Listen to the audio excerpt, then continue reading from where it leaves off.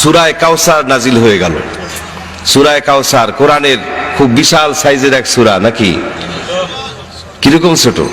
সবচেয়ে ছোট, সর্বকনিষ্ঠ সূরা, সূরা আল কাউসার।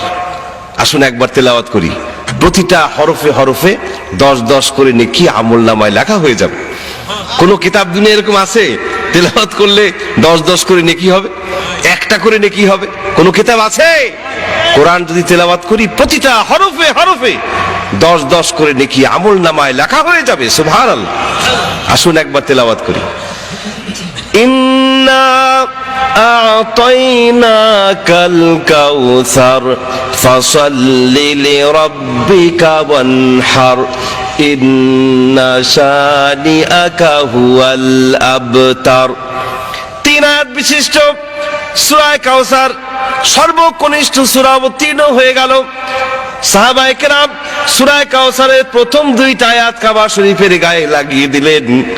ইন্না আ'তাইনাকাল কাউসার ফাসাল্লি লিরাব্বিকা ওয়ানহার, এই 2 আয়াত কাবা শরীফের গায়ে লাগিয়ে দিলেন।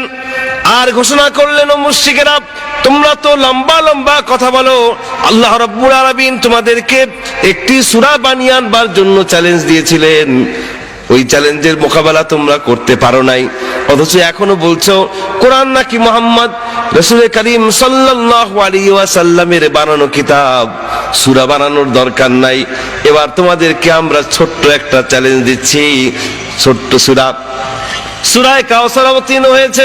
সূরা কাউসারের প্রথম 2টা আয়াত কাবা শরীফের গায়ে লাগিয়ে দিলাম, শেষ আয়াতখানি, ছোট্ট আয়াত, শেষ আয়াতখানি আমাদের কাছে রেখে দিলাম। এইবার পারলে তোমরা ওই একটা লাইন, একটা আয়াত অর্থের দিক থেকে মিলিয়ে রচনা করে ওখানে লাগিয়ে দিয়ে যাও।